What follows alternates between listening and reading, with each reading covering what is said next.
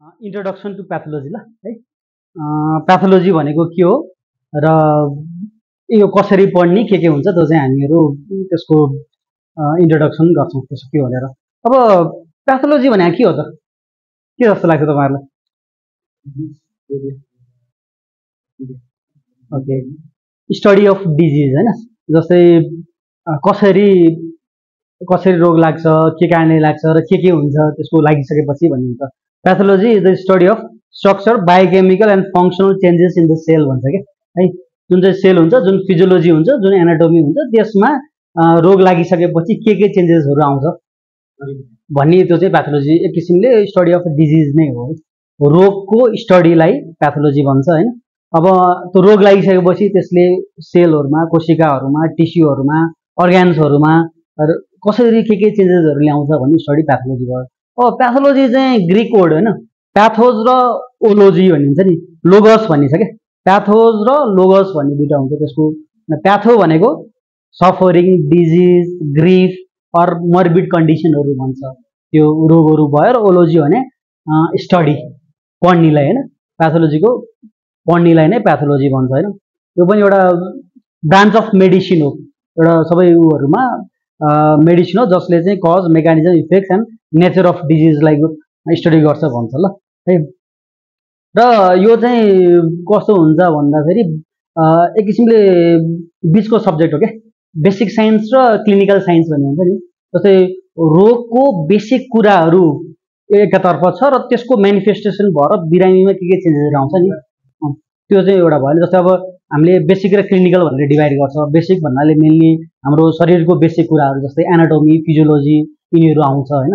अब त्यसैलाई नै अब क्लिनिकल एस्पेक्ट जुन हामीहरू बिरामीहरू हस्पिटलमा आउँछ, त्यो हस्पिटलमा आएको बिरामीहरूलाई कसरी ट्रिट गर्ने, कस्तो मेनिफेस्टेसन आउँछ, के गर्छ भने त्यो मोर क्लिनिकल भयो। त्यो दुइटाको ब्रिजको रूपमा प्याथोलोजी हुन्छ क्या।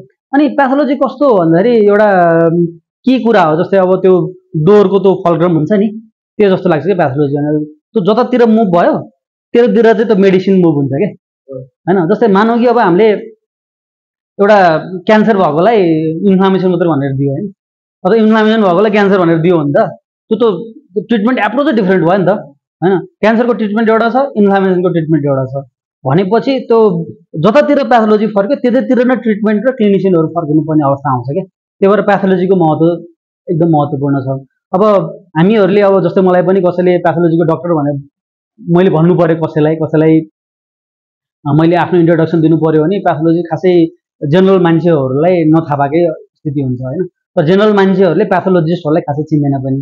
जस्तै सेलिब्रेटी डक्टरको रूपमा अरू डक्टर होइन, डर्माटोलोजीको होला, मेडिसिनको होला होइन, अब अरू साइकेट्रिस्ट होला, उनीहरू एउटा विशेषज्ञ रूपमा आउँछ। तर एज अ प्याथोलोजी विषयको चाहिँ कुनै जनरल पब्लिकहरूलाई त्यो चाहिँ थाहा हुँदैन क्या होइन।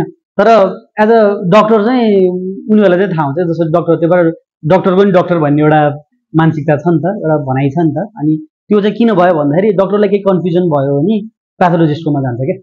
अनि प्याथोलोजी जान पनि पर्छ, किन भन्दाखेरि अब आजको समयमा जस्तो पहिला जस्तो छैन नि त। किनभने अब बिरामी आयो, उसको सिम्टम्सको भरमा उसको साइनको हुन्छ नि, ट्रिट गर्ने त चलन त छैन। अब आजकल के छ भन्दाखेरि सबै कुराहरू ल्याबमा डायग्नोज नभइकन ट्रिटमेन्ट नगरौँ भन्छ कि।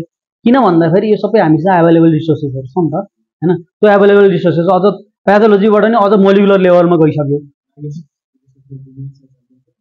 त्यसो छ, अझ मोलिकुलर लेभलमा गइसक्यो। त्यो भएपछि अझ यतिले पनि नपुग्ने स्थिति नै भइसकेको छ। तर जनरल्ली जुन बेसिक कुरा हुन्छ त्यो प्याथोलोजीमा हुन्छ। अफकोर्स प्याथोलोजीभित्र बायोकेमिस्ट्री अथवा माइक्रोबायोलोजी अरू विषयहरू पनि छन् होइन, तिनीहरूको डिफ्रेन्ट एप्रोच छ। तर एज अ प्याथोलोजिस्ट चाहिँ अब मैले अब जस्तो तपाईँहरूलाई पढाउने एउटा हुन्छ र ल्याबमा मैले काम गर्ने चाहिँ अलिक फरक डिफ्रेन्ट छ है, त्यस्तो हुन्छ। अब bridge between basic science and clinical science भन्ने हुन्छ, बेसिक र क्लिनिकलको एउटा पुलको रूपमा पनि प्रयोग हुन्छ ल यो।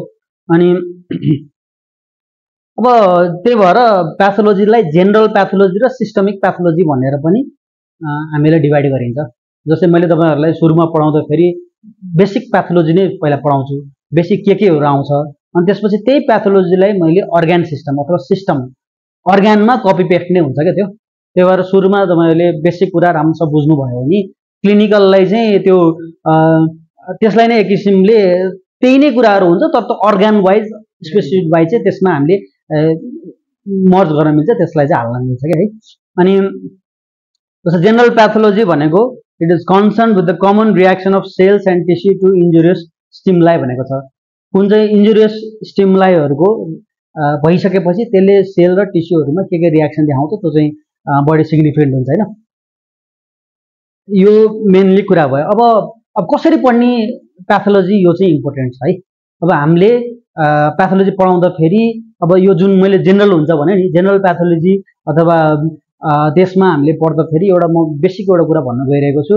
त्यो बेसिक कुराहरू तपाईँहरूले अब अरू पछि आउने ब्लकहरू हुन्छ नि, जस्तो सिस्टमहरू हुन्छ नि, हाम्रो जुन अर्गानका डिफ्रेन्ट 8-9वटा सिस्टमहरू हुन्छ भनिन्छ नि, त्यो सिस्टमहरूमा हामीले हाल्न मिल्छ ल। अब कसरी पढ्ने र मेन के हो भन्ने कुरा यहाँ छ ल है। अब पहिला कुनै पनि रोग पर्दाखेरि 1 नम्बरमा हामीले डेफिनेसन पढ्नुपर्छ ल है। त्यो रोग के हो है, तपाईँले लेख्न पनि सक्नुहुन्छ होइन। सुरुमा डेफिनेसन, रोग के हो भनेर हामीले डिफाइन गर्न सक्यो भने त्यो रोगको बारेमा हामीले धेरै कुराहरू त्यही डेफिनेसनबाट आउँछ के है। त्यो एउटा मेन इम्पोर्टेन्ट कुरा छ। डेफिनेसन पछि प्याथोलोजीमा एउटा इपिडेमियोलोजी भन्ने एउटा कम्युनिटी मेडिसिनमा हाल्न सकिन्छ, तर त्योभन्दा हामीले प्याथोलोजीमा चाहिँ इटियोलोजी इम्पोर्टेन्ट छ के।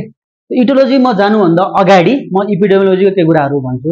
जस्तै एउटा रोग लागिसकेपछि कुन उमेर समूहमा लाग्छ, सेक्स होइन, कुन चाहिँ मेललाई लाग्छ कि फिमेललाई लाग्छ, अनि बच्चाहरूलाई लाग्छ कि बुढो मान्छेहरूलाई लाग्छ, कस्तो अकुपेसन हाजार्डहरूमा लाग्छ होइन।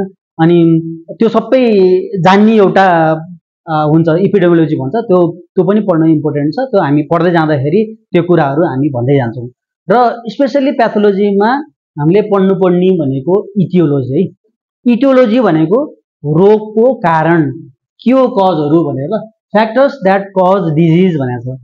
रोग लाग्ने फ्याक्टरहरू के हो त्यो चाहिँ जान्नुपर्छ। यो सिम्पल छ ल। इटियोलोजी रोग के हो र के कारणले लाग्छ होइन है त। के कारणले लाग्छ भन्दाखेरि सजिलो छ है त। रोगहरू, सबै रोगहरू दुईटा कारणले लाग्छ ल। एउटा जेनेटिक कारणले, अर्को इन्भाइरोमेन्टलको कारणले है त।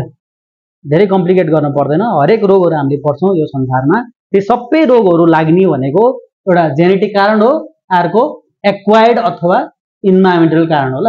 जिन भन्ने बित्तिकै हामीले देखेका छौँ होइन। जिन भन्ने बित्तिकै जस्तै हाम्रो जिनमै आएको हुन्छ क्या, जस्तै इनहेरिटेड म्युटेसन हुन्छ, अनि डिजिज एसोसिएटेड जिन भेरिएन्टहरू हुन्छ होइन। रोग नै जिनमा नै हामीले इनहेरिटेड रूपमा ल्याए हुन्छन् क्या। जस्तै डायबिटिज होइन, डायबिटिज हामीले बाआमालाई भयो भने छोरछोरीले हुने सम्भावना भएको होइन। अनि अरू म्युटेसन भएको होइन, अरू जिनमै आइरहने हुन्छ नि, फ्यामिलियल इनहेरिटेन्स भन्ने त्यस्तो रोगहरू हुन्छ ल। त्यो जेनेटिक कारण भयो एउटा। हाम्रो जिनमै रिस्कको रूपमा रहन्छ र त्यो रिस्क चाहिँ अरू अफकोर्स त्यसमा इन्भाइरोमेन्टल फ्याक्टर पनि चाहिन्छ र अथवा नचाहिन पनि सक्छ है। अब जेनेटिकले डिस्मोफर्म होइन, कुनै हामीले बच्चाहरू देखेका छौँ जो चाहिँ हेर्दैमा अथवा जेनेटिकल्ली नै डिस्फर्म भएका होइन, सिन्ड्रोमिक चिल्ड्रेनहरू हुन्छ, तिनीहरू पनि एक किसिमले जिनमै इनहेरिटेड भएर आएको हुन्छ ल है। अनि अर्को चाहिँ इन्भाइरोमेन्टल अथवा एक्वायर्ड, हामी जन्मिसकेपछि बाहिरको इन्भाइरोमेन्टबाट आउने रोगहरू हुन्छ ल। यो रोगमा मात्रै होइन, अरूमा पनि हामीले जेनरलाइज गर्न सकिन्छ ल। हामीले जुन अब हामीले देखाउने बिहेभियरहरू हुन्छ नि, हाम्रो पर्सनालिटी टाइपहरू डिफ्रेन्ट हुन्छ होइन। त्यो पर्सनालिटी टाइपहरू पनि कमसेकम 50% चाहिँ जिनबाट आएको हुन्छ, हाम्रो बाआमाहरूकै जिनबाट आएको हुन्छ होइन। अर्को 50% चाहिँ एक्वायर्ड होइन, हामीले चाइल्डहुड एक्सपिरियन्स, हामीले देखेका भएका सुनेका कुराहरूबाट नै हाम्रो आएको हुन्छ ल। यो प्याथोलोजी मात्रै होइन। प्याथोलोजी म तपाईँहरूलाई पढाउँदाखेरि अब म कसरी पढाउने प्रयास गर्छु भन्दाखेरि हाम्रो जेनरल लाइफमा म प्र्याक्टिकली गर्ने गर्छु, किनभने त्यसरी नै पढाउने प्रयास गर्छु म होइन। अब प्याथोलोजी त्यही भएर म सजिलो भन्छु। मैले यो कुरा किन सुरुमा पढाएको भन्दाखेरि अब यो कुरा पढाइसकेपछि पछि यसैलाई नै हामीले अरू अर्गान सिस्टममा हाल्यो भने त्यो म जति ब्लकहरू पढाउँदै जान्छु त्यति चाहिँ त्यही नै रिपिट भएको जस्तो लाग्छ तपाईँहरूलाई होइन। रिपिट भएपछि होइन अब नियमितता जस्तो हुनसक्छ है त ल। त्यो भएन। अब इटियोलोजी भन्ने बित्तिकै हरेक रोगहरू तपाईँहरू याद गर्नुहोस् होइन, त्यसको के जेनेटिक कारण हुन्छ कि इन्भाइरोमेन्टल कारण हुन्छ त। अब इन्भाइरोमेन्टलमा के भन्ने कुरा आउँछ होइन। जस्तै इन्फेक्सन, कतैबाट इन्फेक्सन, ब्याक्टेरियल भाइरल इन्फेक्सन भइरहेको हुन्छ हामीलाई होइन। त्यो एउटा कारण भयो हैन, इन्फेक्सन हुन्छ। अनि अर्को चाहिँ न्युट्रिसनल चेन्जेसहरू जुन हामीले खाना राम्रोसँग खाएको छैन हैन, त्यो हुन्छ। अर्को केमिकल फिजिकल हैन, फिजिकल कारणहरू हुन्छ। यिनीहरू चाहिँ इन्भाइरोमेन्टलबाट हामीहरूलाई आउने कारणहरूलाई इटियोलोजी है। अब एउटा के हो भने थाहा पायो हामीले, अब कारणहरू के हो भने थाहा पायो। अब त्यसपछि प्याथोजेनेसिस। प्याथोजेनेसिस भने के हो भन्दाखेरि the biochemical and molecular mechanism of its development भन्छ नि, कसरी त्यो रोग हाम्रो शरीरमा लाग्यो। मानौ कि ब्याक्टेरिया भाइरसहरू थियो, इन्फेक्सन थियो, त्यसले हाम्रो शरीरमा के मेकानिजमद्वारा रोग लगायो भन्ने जुन पढिन्छ नि, त्यो चाहिँ प्याथोजेनेसिस हो है त, प्रक्रिया हैन। प्याथोजेनेसिस कसरी सिम्पटम्सहरू देखिने र हामीलाई इन्फेक्सन लाग्नु अथवा केही ट्रिगर इटियोलोजी लाग्नु र सिम्पटम्सहरू देखिने बीचमा जुन प्रक्रिया हुन्छ हाम्रो शरीरभित्र, त्यसलाई प्याथोजेनेसिस भन्छ। अब कसरी त्यो रोग लागेको भन्ने कुरा हामीले प्याथोजेनेसिसमा पढाउँछौँ, त हामी हरेक रोग पछि हामी डिस्कसन गरौँला है। अब प्याथोलोजी भइसकेपछि अब शरीरभित्र केही चेन्ज त गरौँला त्यसले हैन, कारण छ। त्यो कारणले केही चाहिँ हामीलाई प्रक्रिया भयो, केही रियाक्सन भयो हाम्रो शरीरमा। त्यो रियाक्सन भइसकेपछि कहिले हाम्रो शरीरको पनि प्रतिरोधक क्षमता छ नि त हैन, त्यो र अनि हाम्रो जीवाणुहरूको बिचमा एउटा टकराव भयो हैन। त्यो टकरावको रूपमा त्यसको केही चेन्जेसहरू कहिले प्रायः जस्तो हामीले जितिरहेको हुन्छ, हाम्रो डिफेन्स मेकानिजमले जितिरहेको हुन्छ, त्यही भएर हामीलाई प्रायः रोग लाग्दैन।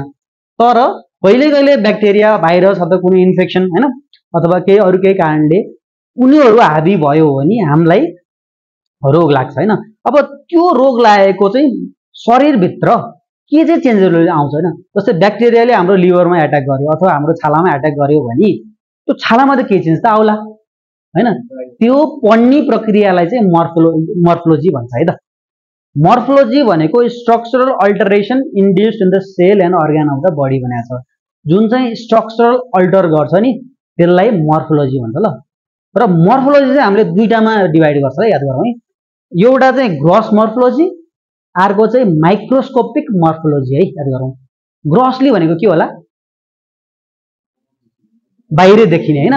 जस्तै ब्याक्टेरियाले हाम्रो छाला अथवा कुनै अर्गानमा लाग्यो हैन, अथवा लिभरै काटेर हेर्यो अथवा हामीले कुनै अर्गान काटेर हेर्यो, एपेन्डिक्स काटेर हेर्यो, यसो हेर्यो हैन, अब के लागेको होला त नि, नाङ्गो आँखाले जुन हेरिन्छ नि त्यो चाहिँ ग्रसली हेरेको हो, ग्रस मर्फोलोजी भयो है त। त्यो एउटा भयो।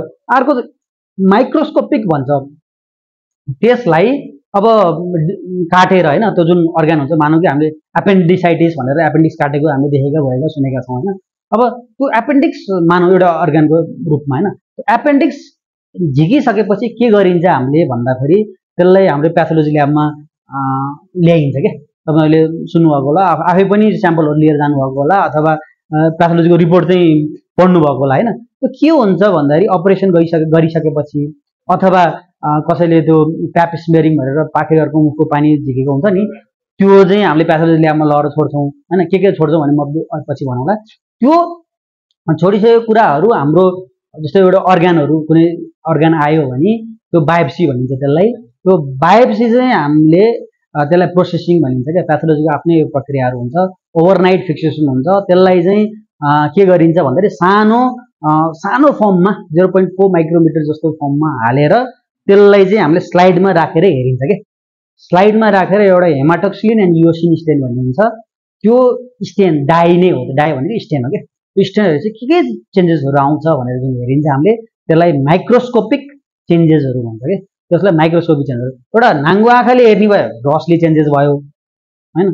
अर्को चाहिँ त्यसलाई सानो उसमा बनाएर टिस्यु बनाएर स्लाइडमा राखेर त्यसलाई स्टेन गरेर हेर्ने प्रक्रियालाई चाहिँ माइक्रोस्कोपिक भनिन्छ ल। माइक्रोस्कोप ग्रस र माइक्रोस्कोपिक है। अब त्यो माइक्रोस्कोपीमा पनि त अब रोगको कारणले के चेन्ज आउनु पनि होला नि त हैन, त्यो आउला, ग्रसली पनि आउला। जस्तै हामीले एउटा इक्जाम्पल लिउँ न, कोठी नै लिउँ न, हामी सबैमा हुन्छ हैन। कोठी पनि के हो भन्दाखेरि यसो हेर्दाखेरि ग्रसली हेरेको भयो ल। अझ कसैलाई चाहिँ अब कस्मेटिक रिजन भएर कोठी फाल्नु मन लाग्छ हैन, कोठी नै काटेर हेर्ने हो भने त्यो त प्याथोलोजीमा पक्कै पठाउँछ। यसो हेर्दाखेरि यसको मर्फोलोजी के छ, यसको ग्रसली के छ, ग्रसली एउटा हेर्ने भयो। अर्को चाहिँ त्यसलाई नै सानो टुक्रा बनाएर स्लाइडमा हेर्ने भयो क्या। त्यो दुईटा, त्यो कोठी पनि बिनाइङ ट्युमर होला, यो इफेक्ट नगरी एउटा क्यान्सर नै हो हैन, तर बिनाइङ हो कि यसलाई खासै केही गर्नु पर्दैन हैन त्यस्तो छ। अब दुईटा ग्रस र माइक्रोस्कोपिक चेन्जेसहरू हेर्नु भयो एउटा। अब त्यो चेन्जेस भइसकेपछि शरीरमा के चेन्जेसहरू त ल्याउला हैन। अब क्लिनिकल फिचर्स अथवा क्लिनिकल म्यानिफेस्टेसन भनेर हामीले पढ्छौँ है त। जस्तो क्लिनिकली हैन संक्रमण भयो भने क्लिनिकली के फिचर्सहरू देखाउँछ, अथवा कुनै केमिकल अथवा बन्ड्सहरू भयो के भयो भने त्यसले क्लिनिकल फिचर्सहरू के देखाउँछ त्यो चाहिँ हामीले देखिन्छ ल। त्यो साइन्स र सिम्पटम्सहरू डिजिजको ल, त्यसको क्लिनिकल कोर्सेस एन्ड आउटकम, त्यसको के फिचर्सहरू देखाउँछ त्यसलाई हामीले क्लिनिकल म्यानिफेस्टेसन भनेर हामीले पढ्ने गरिन्छ ल। कुनै पनि अब याद गरौँ, इटियोलोजी, प्याथोजेनेसिस, ग्रस र माइक्रोस्कोपिक मर्फोलोजी र क्लिनिकल फिचर्स। प्याथोलोजी पढ्दाखेरि कुनै रोग पढ्दाखेरि हामीहरूले यसरी डिभाइड गरेर पढ्नुपर्छ है त। अब एउटा इन्ट्रेस्टिङ कुरा हुन्छ त, रिडली किपलिङले आई किप 6 हनेस्ट मिन हैन, they taught all I know भनेर भनेको छ। What and why, whom and how, where and who भनेर उसले भनेको छ हैन।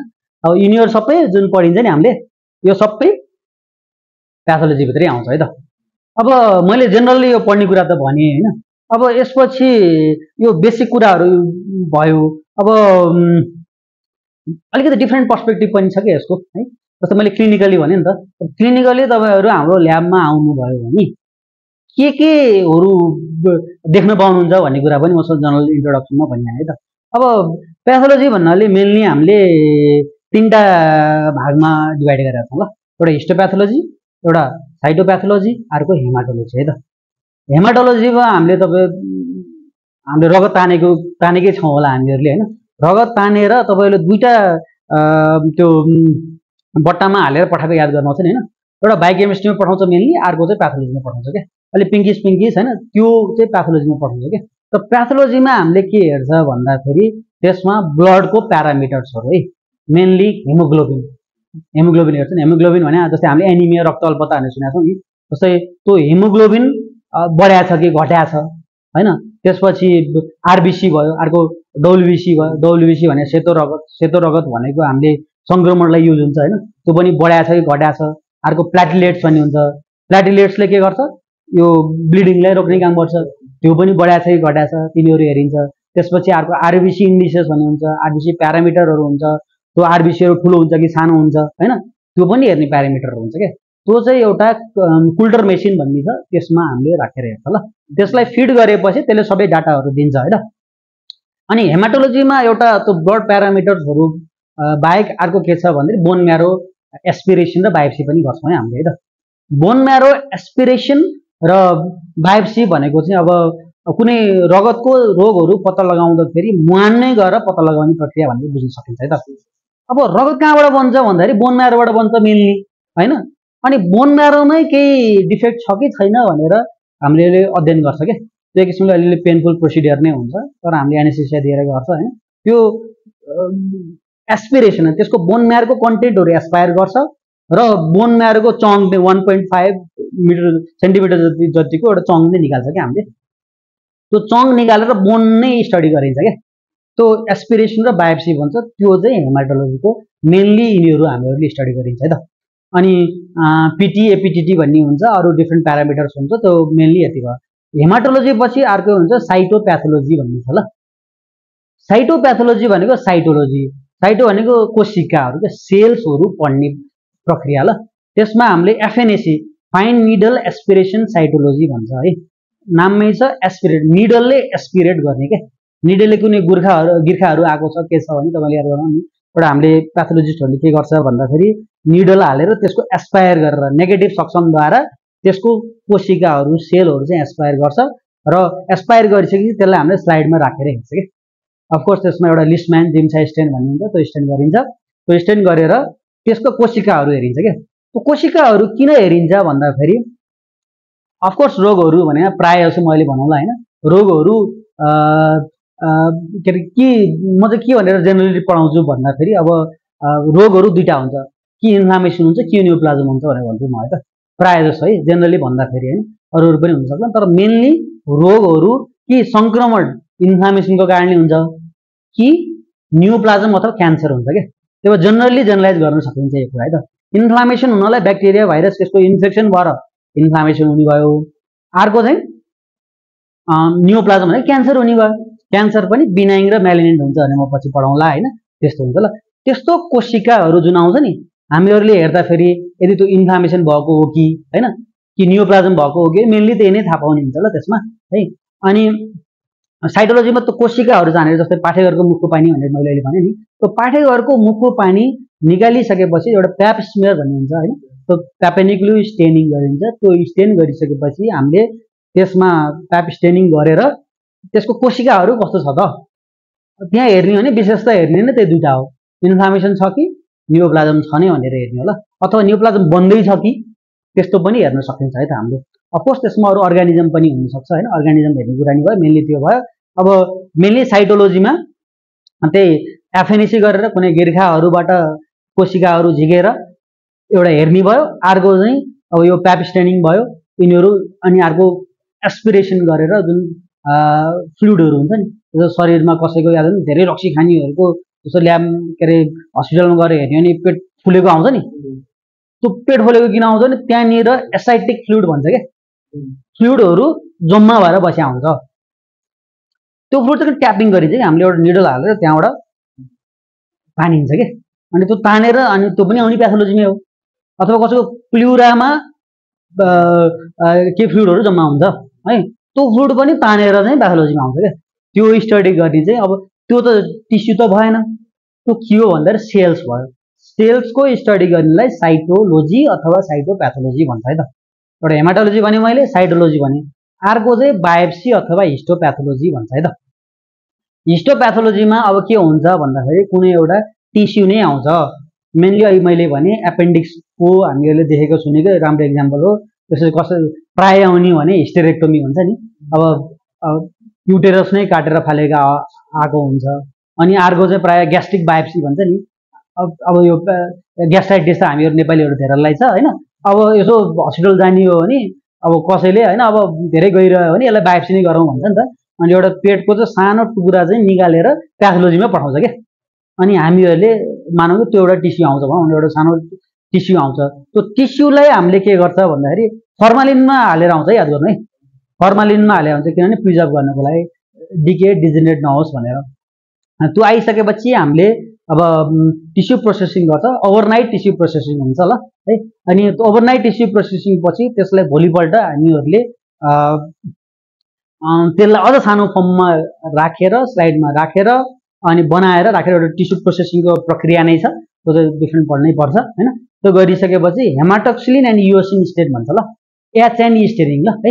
त्यो गरिसकेपछि त्यसमा चाहिँ हामीले स्लाइडमा राखेर हेर्छ क्या, त्यो चाहिँ एचएनई स्टेट भयो ल है। यो यसरी तीनटा हेमाटोलोजी, साइटोलोजी र हिस्टोप्याथोलोजी भनेर तीनटा एउटा प्रक्रिया हुन्छ ल है।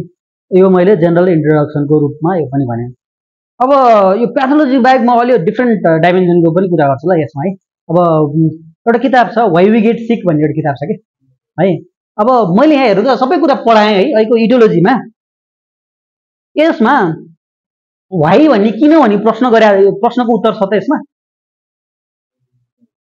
किन इडियोलोजी भनेको के कारणले होइन, प्याथोजेनेसिस भने के हुन्छ होइन, अनि मर्फोलोजी भने के चिज आउँछ होइन, अनि क्लिनिकल फिचर्स भने त्यसले के फिचर्स आउँछ भने यसमा व्हाई भन्ने प्रश्न चाहिँ छैन ल। यो अलिकति आउट अफ हामीले पढ्नुपर्ने भन्दा अलिक फरक हुनसक्छ होइन। अनि अफकोर्स यिनीहरू पनि एन्सर नै हो क्या, किन रोग लाग्छ होइन, एज अ प्याथोलोजिस्ट मैले किन रोग लाग्छ भन्नु पऱ्यो नि त होइन। यो चाहिँ प्रोक्सिमेट एन्सर भन्छ क्या, यो भन्यो भने पनि रङ चाहिँ हुँदैन होइन, प्रोक्सिमेट भन्छ। अर्को एउटा इभोल्युसनरी कारण पनि छ भन्छ है त, इभोल्युसन होइन। तपाईँहरू कतिको विश्वास गर्नुहुन्छ, इभोल्युसनमा बिलिभ गर्नु चाहिँ गर्नु के छ, गरिन्छ नि होइन। कोही कोही इभोल्युसन नगर्ने पनि हुन्छन् होइन, तर जेनरली एउटा मान्यताको रूपमा आएको, किनभने इभोल्युसन धेरै कुरामा फिट हुने भएर विश्वास गर्नु पनि अवस्था छ क्या होइन। अब इभोल्युसन वाइज अब रोग चाहिँ कसरी लाग्ला त, के आइडियाहरू छ तपाईँहरू? ल सुनाउनु त, रोग किन लाग्छ त? ल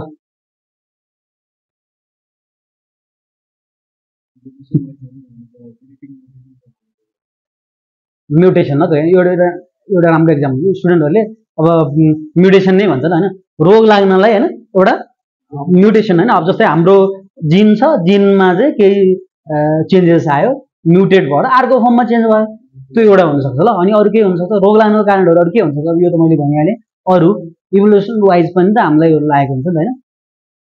यसको 5-6वटा एन्सर छ भनेर त किताबमा लेखिएको छ ल है। एउटा मेन कारण मलाई मन परेको कारण चाहिँ म तपाईँलाई भन्छु ल, त्यो के छ भन्दाखेरि यो खास गरी भन्यो भने हाम्रो जुन यो रोगहरू छ नि, त्यो रोगहरू नै होइन भनिन्छ कि है। जस्तो इभोल्युसनको दौरानमा केही कम्प्रोमाइज गरेको हो भन्छ कि हामीले। जस्तै हामीहरू इभोल्युसनमा चाहिँ पहिला इभोल्भ हुँदै जाँदाखेरि 4 खुट्टाले टेकेर हिँड्थ्यो होइन, तर हामीहरू जब स्ट्यान्ड अप फ्रन्टमै उठ्न थाल्यो नि, त्यसपछि के भयो, हामीलाई फाइदा भयो।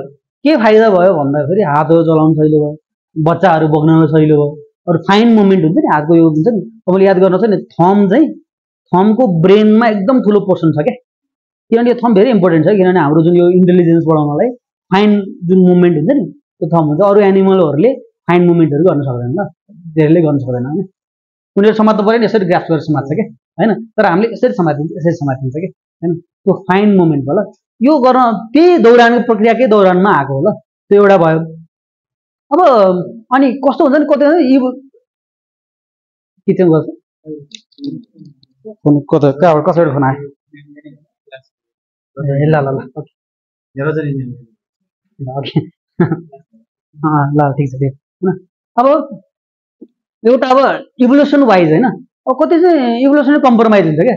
जस्तै अब यसरी हिँड्दाखेरि सिधै हिँड्दाखेरि अब अरू काम गर्न सजिलो हो। हामी अब फुड चेन भनौँ न, मान्छेहरू चाहिँ फुड चेनको बिचतिर थियो क्या, त्यसबाट सिधै माथि आउनलाई यसले पनि सहयोग गरिरहेको छ क्या। अफकोर्स अरू फ्याक्टरहरू मेन फ्याक्टरहरू नै छ होइन।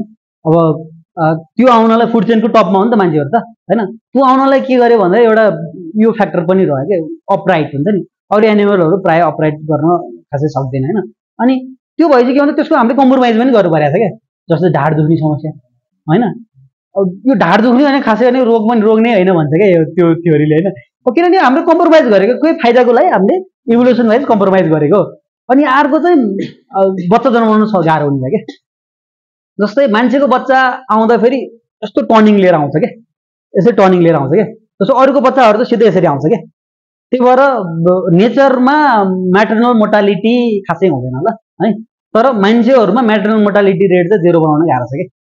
एउटा होइन होइन म्याटर्नल आमा बच्चा जन्माउँदाखेरि आमाको मृत्यु हुने चाहिँ 0 बनाउन एकदम नै गाह्रो छ, किनभने इभोल्युसनको कम्प्रोमाइजको रूपमा हामीले त्यो सम्झौता गरेका हो क्या।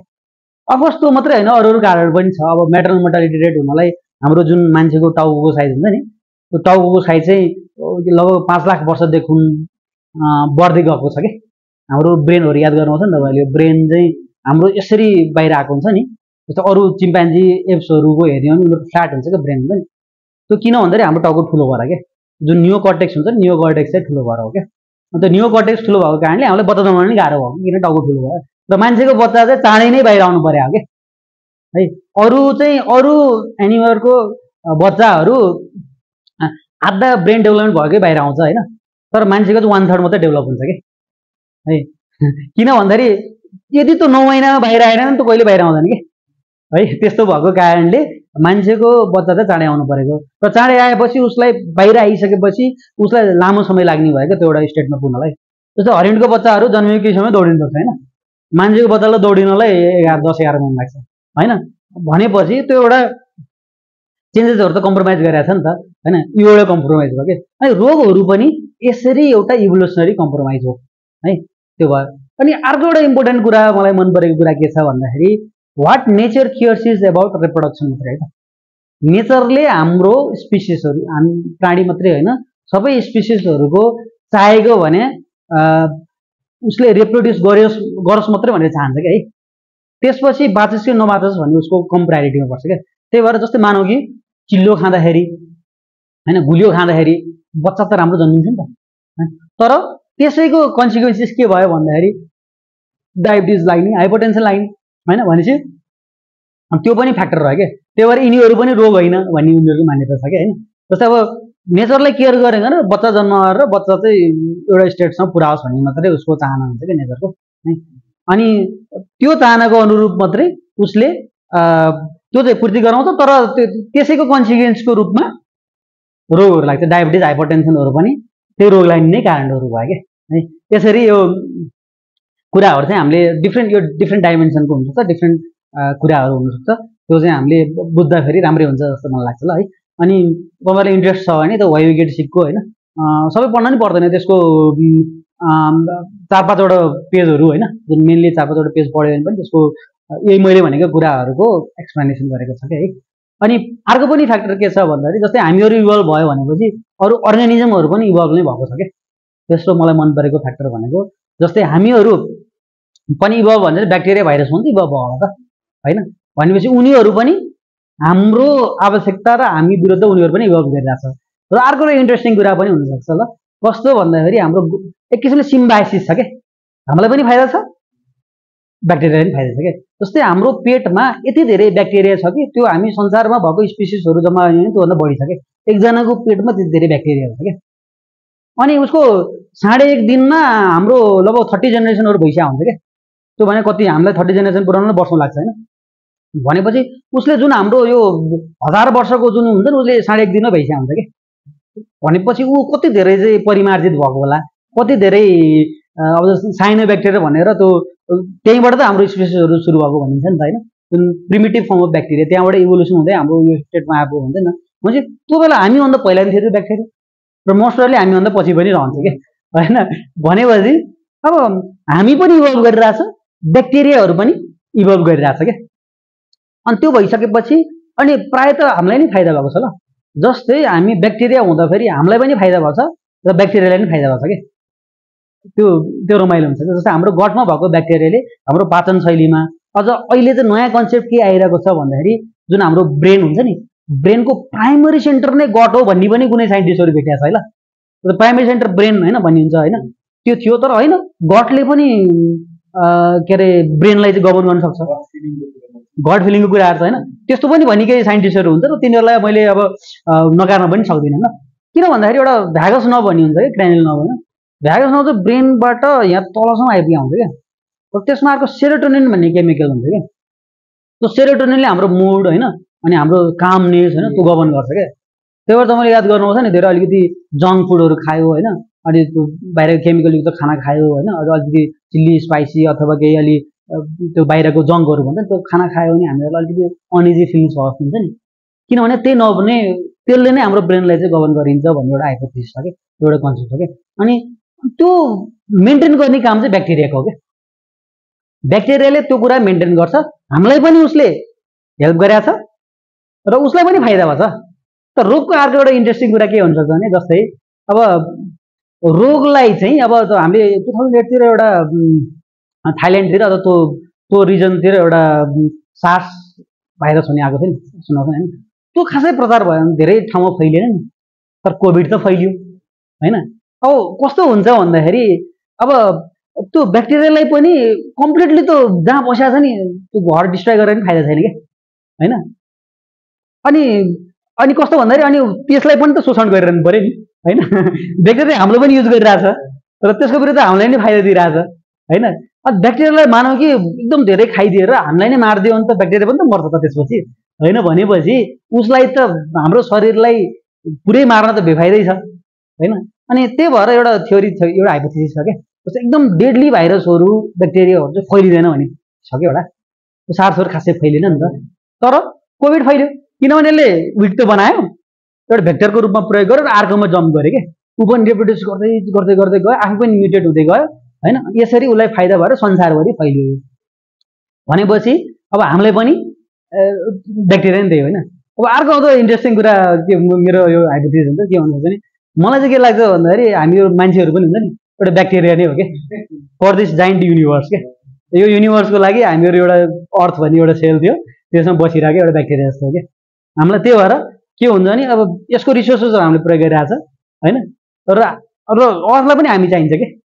त्यही भएर नेचरले के भन्छ भन्दाखेरि यसलाई मार्न पनि खोजेको छैन, तर बेला बेला दुःख पनि दिइरहन्छ नि होइन। जस्तै डाइनोसरलाई त मेटेरोइड त पठायो, डाइनोसरले त त्यसलाई रेसिस्ट गर्न सकेन होइन। अनि डाइनोसरहरू त उनीहरू निर्मूल भए गए, तर त्यसपछि पनि प्राणीहरू त बाँचे नि त। नेचरलाई हामी पनि चाहिन्छ होइन। जस्तै मानौँ कि हाम्रो शरीरलाई ब्याक्टेरिया चाहिएको जस्तै नेचरलाई पनि हामी चाहिने भयो, तर हामीलाई नेचर पनि चाहिन्छ। त्यही भएर हामीलाई पनि उसले कम्प्लिट डिस्ट्रोय गर्न नि भएन होइन अर्थले पुरै डिस्ट्राक्ट गऱ्यो भने त हामी पनि त हुँदैनौँ नि त होइन त्यो हिसाबले यो एउटा इन्ट्रेस्टिङ कुरा चाहिँ हुनसक्छ होला है अन्त अनि यसरी हामीले के पढ्यो भन्दाखेरि किन रोग लाग्छको दुईटै एन्सर ल अहिले मैले यो भनेको चाहिँ प्रोक्सिमेट एन्सर भन्छ क्या अनि अर्को चाहिँ इभोल्युसनरी एन्सर भन्छ ल इभोल्युसन अनुसार बुझ्दै गयो भने पनि एउटा किन हामीले रोगहरू लागिरहेको छ भन्ने कुरो फिट हुँदै जान्छ कि हामीले जुन यसो जनरली पनि हामीले बुझ्न सकिन्छ क्या है ल यो भयो ल अब